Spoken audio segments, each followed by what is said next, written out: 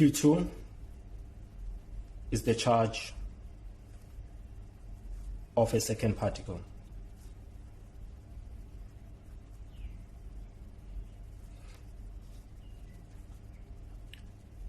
R is the distance between charge 1 and charge 2.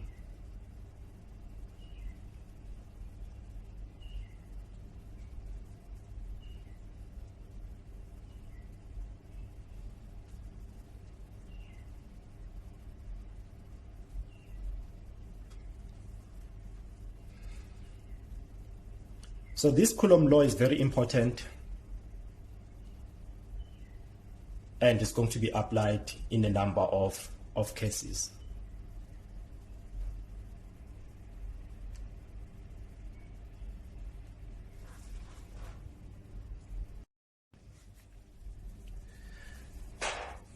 Now, since the force is a vector, we should think about including the direction.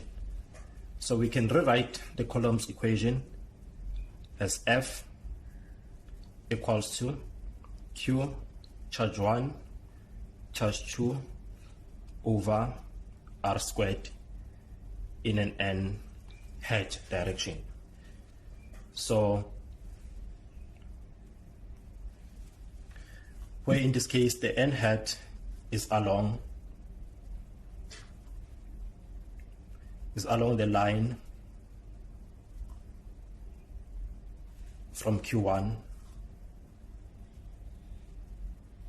to Q2.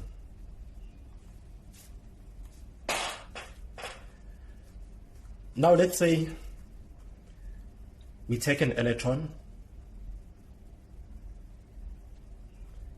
we place it along the proton.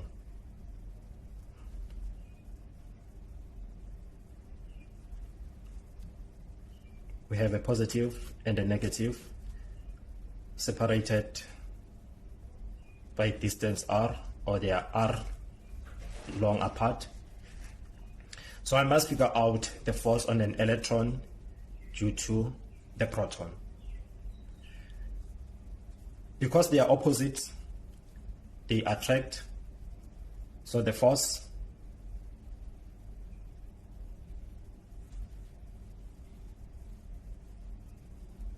is inward. Therefore, we can determine what is the force, which is K Q1 Q2 over R squared. We know what this K is. We know what is the charge of an electron. We know what is the charge of a proton. And we can give, let's say, R in this case, let's make it times 10 exponent minus 10 meters. So we can substitute the values and we get what is the force that is binding the two electron and the proton. So we can substitute. We have our K, we have our minus E, we have our positive E, and we divide by the distance between an electron and a proton. So we have minus K E squared over R squared. So we can substitute. We know minus, we know K, what K is. We've defined it as 8.9 times 10 exponent 9. And we know the charge, which is 1.6 times 10 exponent minus 19. So we square divided by the distance between an electron and a proton. And we've given it as 10 to minus 10 meters. So we square and we punch in our calculator. So it's 2.3 times 10 exponent minus 10 Newton. And this right here is the binding force.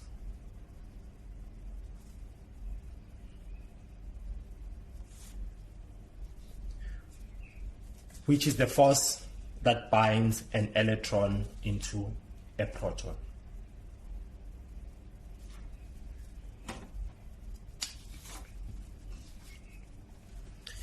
As we've said, since a force is a vector, then we need to worry about adding these forces and also give the direction. So we add forces as a vector quantity. So we can do one example and we see if we still follow.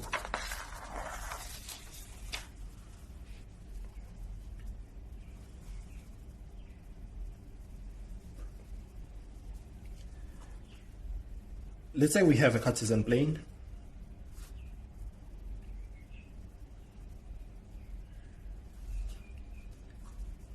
And we have our charge Q1, charge here. We put another charge here.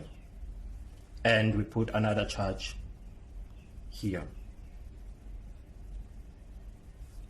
This is your X. This is your Y. Sorry. So let's see if we can find a force on this charge.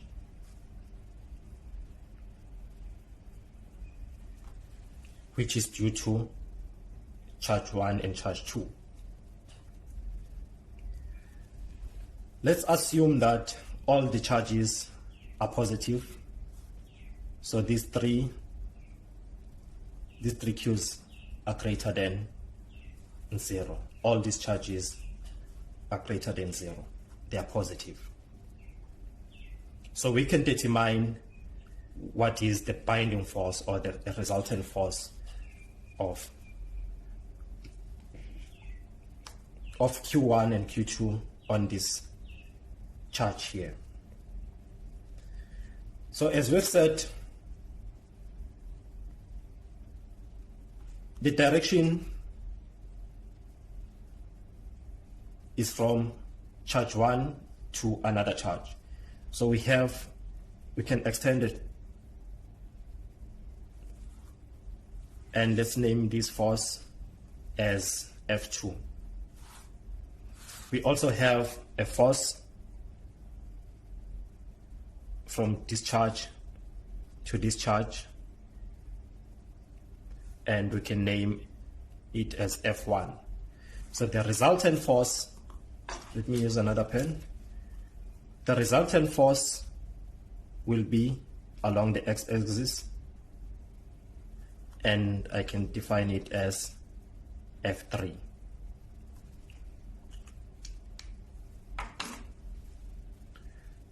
So now we can determine what is F1 and what is F2. So F2, KQ all over R squared. F1 equal but opposite, it's KQ over R squared. But in this case, F1 has X and Y component, F2 also have X and Y component. So we need to worry about adding the direction. So if you can take a look at F2, let's redraw it. We have the force in that direction. We have our X component. We have our Y component. So this is F2 from here. And this is F2 cos theta. This is F2 sin theta. So similarly, we can define our F1, which also have X and Y component.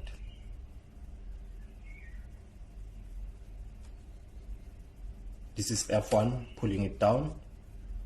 So this is F1 cos theta. This is F1 sin theta. So we can get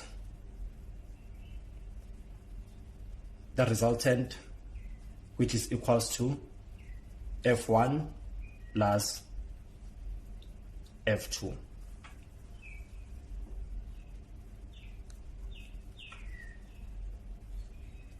We can also determine from here what is our R. So let's say they are equal distance of L. From here to here it's L. It's L. It's L. Then we can determine what is our R according to the Pythagoras theorem. So if we add the two, we have F1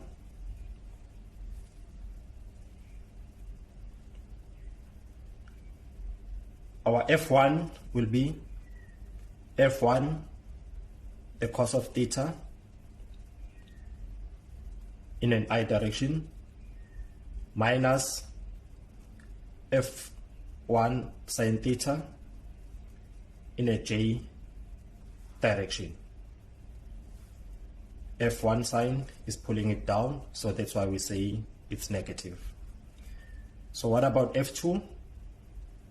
F2, the magnitude of F2, the cos of theta in an I direction, plus F2 sin theta in a J direction. So we know what is our F1, we know what is our F2, then we can substitute and add. So F1, therefore, F1 can be simplified as equals to K QQ over 2L squared the cos of theta minus KQ over 2L squared the sine theta in a J direction. F2 also can be defined as KQQ over 2L squared the cos theta in an I direction